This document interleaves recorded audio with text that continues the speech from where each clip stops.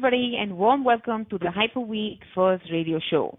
Really excited to welcome you all to the live radio show. This is great to have so many of you tuning in from around the country.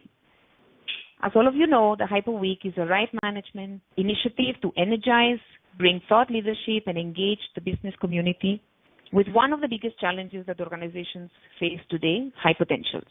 It's a fantastic week.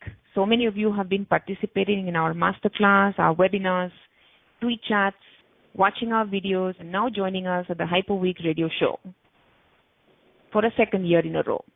I'm your host this morning. My name is Esther Martinez. I'm the editor-in-chief of People Matters. Thank you so much for joining us this morning. Very excited to have with us Shivakumar, Chairman and CEO, India Region for PepsiCo. Before I introduce you to our guest today, while he needs no introduction for many of us, let me remind you that the show is also live on Twitter with our hashtag #HyperWeek. Please share your questions on Twitter, and we'll be taking them live on the show as well. So we're ready to go. You're listening to the Hyper Week radio show on air. A leader who has not only been a hyper himself, but who believes that nurturing talent is core to the organization and is the responsibility of every manager in the team, starting from the CEO himself and herself. He has extensive experience as a CEO both in India and international markets. He is a man who believes that great leaders are also great followers. It's an absolute pleasure to welcome Shivakumar, Chairman and CEO India Region PepsiCo, to the show. Thank you, Shiv, for accepting our invite. It's a privilege to have you with us this morning. How are you feeling today? Thank you, Esther, for having me on the show. I feel great today. The weather's good, and hopefully our sales are also good with the hot summer. And it's an absolute pleasure to always work with People Matters on what matters most to companies, which is people. Thank you, Shiv. Thank you so very much. So let's get started. We have a 30-minute show, and I can already see some questions coming up on Twitter. My first question to you, Shiv, as a CEO of the organization, how crucial it is for you to identify and develop hypos? What is the role that hypo play in your future of the success in your company? Yeah, thank you for that question, Esther. For any company to be sustained over decades and even maybe centuries, one of the key things is it must always have a good leadership pipeline. So a company should be able to see at least 10, 15 years out in terms of who are the next two generations of leaders who will come to senior positions to lead companies forward. And this is possibly one of the most important discussions that we have in PepsiCo. We've just finished our people plan last week, and I was very surprised that for some people in the organization, we have a 10-year plan ahead. A 10-year plan virtually means you're planning 3 moves ahead for the person. And the key question in today's world, which is very volatile, uncertain, complex, and ambiguous, is do the people you're selecting have agility? Okay, that's one of the big things that we are really looking at in all our high potentials. Do they have the strategic agility to move quickly in uncertain times? The way we do it is as follows. We have each member, each functional director or lead or executive director coming up and discussing his people. He will have a short list of names. His people, he gives them 2 scores. We have 2 scores for each person. Then the whole team, the whole management team agrees. We look at that list, and then we shortlist that for the next decade. And then we say, these are the areas of development, and these are challenging assignments for our high potentials. You cannot be a high potential in PepsiCo if you're not beating your performance numbers. That's the way we do it. And the other reason why it's important to have this pipeline is, in most industries, strategy is what I would say becoming more and more common. So the real value of a strategy is in execution, and the real value of execution is actually in the hands of people. So that's why people and identifying high potential a generation ahead is absolutely critical, not just for PepsiCo, but for any leader in any company in an uncertain world. So, Shiv, how has that evolved in your opinion over a period of time? I think today organizations are looking, as you're saying, identifying high potentials maybe one generation before time. Do you think that's always been the case when you look back at your own career? Yeah, see, one of the dilemmas of high potential for most companies is most companies do not signal to their employees that they are high potential. Okay, because most companies tend to keep that confidential and close to their chest. If I were to look at my own progression, I would say you only know you're a high potential through the assignments you're given, the challenging assignments. You're given extra projects. You're sent to more training programs to prepare yourself better. And most important, your opinion is valued and sought after time. Those are the kind of signals that a company gives somebody to say, you are high potential and I value you. In today's world, some companies do reveal that you are a high potential, but most companies do not reveal that because they don't know how the future will play out. They don't know what derailers can come into play, and they're very scared of, let's take somebody derailing a high potential because he's been called a high potential. So I would say look for the signals, whether the company is sending you for training programs, whether it's asking you to do specific projects, they're putting you on task forces, they're looking for your opinion. Those are the things which tell you that you matter in the company. And when you matter in the company, invariably, you are a high potential. Fantastic, Shiv. And do you remember how you were identified? When were you identified as a high potential, and what was your own journey as a high potential? I would say I remember when I was first evaluated in Unilever, the branch manager who was evaluating me, his name was Nabendu Gupta. He said, Shiv, I've seen you at work, and one of the things which strikes me about you compared to any of the other trainees and other people we've seen is your marketing knowledge and your passion for marketing. And on that, I'm going to score you extremely high. We've not given that kind of a score to anybody so far. So that was the first indication. Then once you start working, then I think the boss looks at your performance. Then he looks, are you looking ahead? Are you able to carry people with you? Are you energizing the team, etc.? So they really look at your man management skills in the early years, and then they make up their mind. So I would say maybe at the end of my first stint or so is when the company, I think, started thinking, okay, maybe we should develop him. So after that, they put in enormous energy into training me, and I have no hesitation in saying that I was possibly the most trained manager in Unilever in my time there. What do you think you actually did on your own? So one is what the company and the organization did to develop you. But what do you think you brought to the table to really take that opportunity and accelerate your own development and growth? Yeah, I think the thing is all of us want to be leaders, but all of us, when we want to be leaders, we do not recognize that leadership is a title given by the people who work for you. Leadership is not a title given by the organization. A rank is a title given by the organization. And one of the things I've consistently tried to bring to the table is the focus on people and developing them. And that's where is my proudest accomplishment. If I start from the time I was a marketing manager, about 96, 80% of the people who have worked for me are either CEOs or CXOs today. That gives me the greatest pleasure.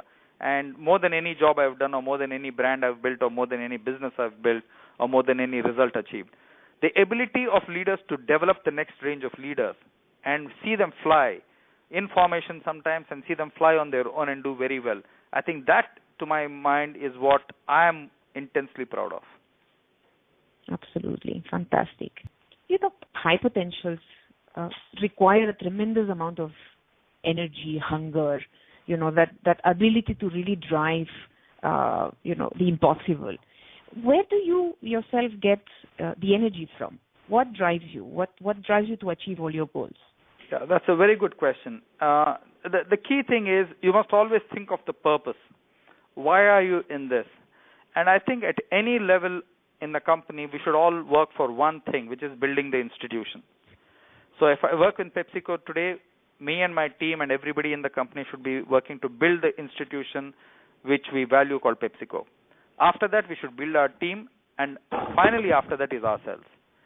In a very uncertain world, people make the mistake of promoting themselves or over-promoting themselves or thinking about their own little patch. Invariably, these kind of people get derailed in the long journey of being a high potential. The people who always build the institution and look after their institution and team invariably do better. And that's the purpose which should energize anybody. Am I contributing to the larger cause of this company as opposed to the narrow cause of my career? Right now, we are in conversation with the Shivakumar, Chairman and CEO India Region PepsiCo. For some of you who might have joined in, remember, keep sending us your questions on Twitter, on our Twitter handle, using the hashtag #HyperWeek. Thank you, listeners. I can see a lot of questions coming up, and I will be taking some of them in some few minutes. Shiv, what are the biggest risks that you have taken in your professional life? There are lots. A big risk which I didn't see as a risk, but the world saw as a risk, was when I left FMCG and went into technology. And most people said, "Hey, why are you doing this? You've been long years in FMCG. Technology is different, etc." But trust me, it was one of the best things I did, because I learned a completely new industry. I learned to deal with very fast-changing environment, fast-changing technology platforms, etc. And the whole concept of responsiveness and speed is something I learned in technology. So sometimes I think a lot of the world will tell you what you're doing is wrong, but you need to follow your instinct to really realize whether you're adding value to yourself, whether you're doing something which really excites you. So I would say risk is not ever foolish. Risk always has probability attached to it. You know what the score is and which way it can go. And I would just say evaluate that carefully before you jump in. So if you look back and just taking your cue on what you're talking about, if you look back at your own career, you can say, well, this is a risk that I took, and now going back, I would maybe do it differently. And which is the thing that you think you were more proud of, a decision that you took and was really, really a great decision? There are a number of decisions right through the career, but I think one of the things that we took in my last company was when we were faced with a barrage of challenge on a product recall on a battery. The kind of work which we did got us so much consumer confidence and trust that the brand was voted the number one most trusted brand for the next 3 years on a row. That was a difficult period of 14 to 21 days, but possibly we did absolutely almost everything copybook. Okay, and that was and it changed the course of the company and the brand.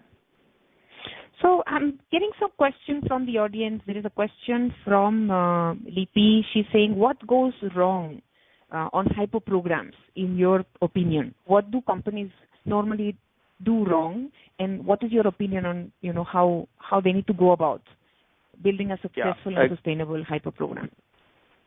That's a great question. What goes wrong in a high potential program is, first, for the high potential and the company to assume that high performance will follow. Many times high performance doesn't follow. So if somebody is a high potential, we need to tell him that he needs to put in a performance which is significantly higher than everybody else. A high potential by definition must be high performance. It cannot be average performance with high talk. And that's the mistake a lot of high potentials and companies make.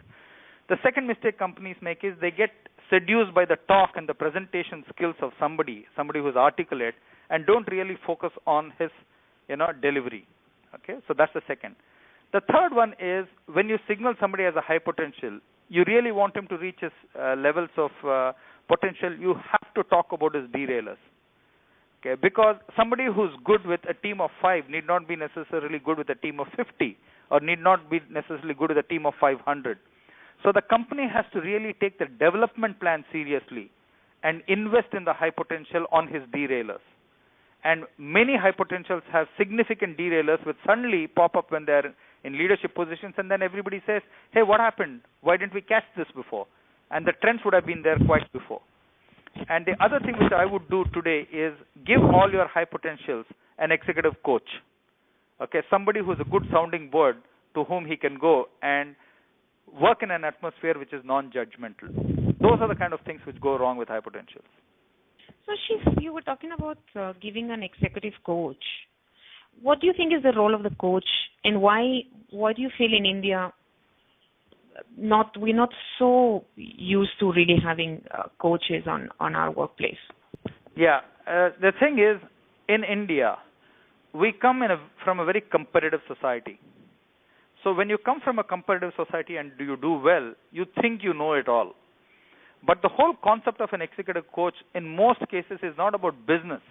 It's much more about the social side. It's much more about the empathy side. It's much more about the emotional side. Okay, so I think as a nation, specifically men, need to unbottle a lot more, and hence need a coach who can, support them, guide them in a non-threatening manner. So ideally, you could say, why doesn't he go to a boss? I'm sure that he can go to a boss and figure it out. But the discussion with a boss or somebody in HR will always seem to be a threatening situation if you are willing to disclose and if you're willing to, bare your soul and say, these are my challenges. And the same reason why people are not comfortable with executive coaches is also the reason why India is still not comfortable with psychiatrists. Okay, we somehow have a label that going to a psychiatrist is wrong when it could actually be hugely helpful to the individual concerned. So how do you influence that change? How do you make people see the value of what, social empathy, emotion? Yeah, so I would say, I think at a first level, giving them feedback almost at the end of every meeting when you see it playing out, to say, how could you have done this better? How could you have played this out better? And then to give them a list of good executive coaches whom they can pick as opposed to you nominating them. And the whole concept should be the coach and the coachee must work in tandem and outside of the company rules and procedures. And we really don't need to know what the discussions are, as long as this person is getting better and on the way to being a high potential leader. That's what we should do. And we should do it in a manner that we are not judging the person. Because many high potentials and company people are scared that a company is always judging them. Okay, we need to be non-judgmental when we send them to coaches. So right now, listening to the Shivakumar, Chairman and CEO, India Region, PepsiCo, I can see the questions also coming up. We still have 10 minutes to go for the show, and I will try my best to take as many as we can. There's a question about what happens when a hypo fails. So we've taken a person, we've identified a person, he or she is doing a fantastic role, but it reaches a point that, this is really the level that the person will go. And if we push further, then there is a fear that the person may fail. How do we manage when a hypo fails? So I would say if the high potential performance is impacted by conditions outside of his control, then we should always give the high potential a second or a third chance. However, if the high potential's performance is affected by his own behaviors, then we need to call it and have a specific chat with the high potential to say, these are big derailers in your career right now, and if you do not address them, then you really will not progress far. And that honest conversation is important, and many companies and bosses do not do that. So, Shiv, one question that's coming from Arpan. He's saying that if high potential programs have the fear to be too individual focused, are we losing out on the larger population and focusing on that group? That's a very good question. What is the danger of that? Yeah, that's a very, very good question. Thank you for asking it. And I've been saying this for a number of years now. I think high potentials need to be nurtured, but not at the cost of building a strong middle management. Because if you really look at a company, 80% of the workload as well as the performance is determined by what I call the solid citizens or the weight carriers in the organization. They are the people who really deliver. They are the people who know the process. They are the people who can make things happen. So in the pursuit of just doing things for high potentials, a company can lose focus on the solid citizens. I would say you need to do a combination of both. You need to ensure that you value the solid citizens and have programs for them. And the high potentials must truly be based on superior performance. And the superior performance should not be just individual, it should be team-led. And that's where a high potential will be accepted much more as opposed to being a solo performer. So we are 6 minutes to go for the show, and I want to thank all of our listeners who've been participating, and I see so many of you who've joined from the beginning, so and actively listening. The Shiv, thank you so much for joining us.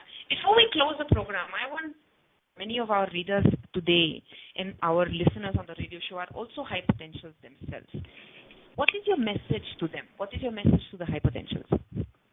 Okay. I have a few things which I'd like to call out for high potentials. The first thing, please remember, you will be a high potential if performance matters, not talk. Okay, so please do not externalize performance. Please internalize performance and always aim to deliver more than expected performance, number one. Second, if you know you're a high potential and your boss and your company has given you that signal, please do not carry a chip on your shoulder that you're a high potential. If you're identified as a high potential, it should make you more humble and not arrogant. The next thing I would say is when you're a high potential, be accessible. Okay, do not cut yourself off from people. Be accessible, be willing to learn so that you're better. One of the reasons why high potentials derail is they stop learning. They start doing things from their past experience. If you don't learn in today's world, it will not work. And the final point I would make to high potentials is don't think that you will always be successful every month, every week going forward. There will be failures. Your ability to deal with that failure will determine how much of a high potential you are. If you are not able to deal with a small failure in a small week or a small month, that will derail you. So have the magnanimity to deal with both success and failure with the same humility. Then you cannot go wrong. Okay, so don't get arrogant. Keep learning. Learn how to face failure. Those would be my 3 big messages. Shiv, I would love this program to actually last for the whole day. It's been such a pleasure to listening to you. With this, we actually first radio show of the Hyper Week. We want to thank Shivakumar for being such a fantastic guest. A big thank you, Shiv, for sharing your insights and experience and to sparing your time with us. Thank you, Esther. It's always a pleasure to do this for you and People Matters. Thank you, Shiv. Just as a reminder that you can follow what's happening at the Hyper Week at People Matters website, peoplematters.in. Register for our upcoming activities this week. You can also follow #HyperWeek on Twitter. We just listened to Shivakumar, Chairman, CEO, India Region, PepsiCo. His radio show will also be available on our archives, and we will be sharing the link with all of you to share with your colleagues internally. Tomorrow, do not miss out our radio show at 11 o'clock. Sushil Mehta, Executive VP Avantor, is joining us to talk live about performance and conviction and belief. So join us tomorrow at 11 o'clock in the morning. Of course, a big thank you to Right Management team for their support in making this happen. And thank you, each one of you, for tuning in live today. We will see you all tomorrow as we close our radio show. We wish you a great and inspiring day ahead. Thank you so very much.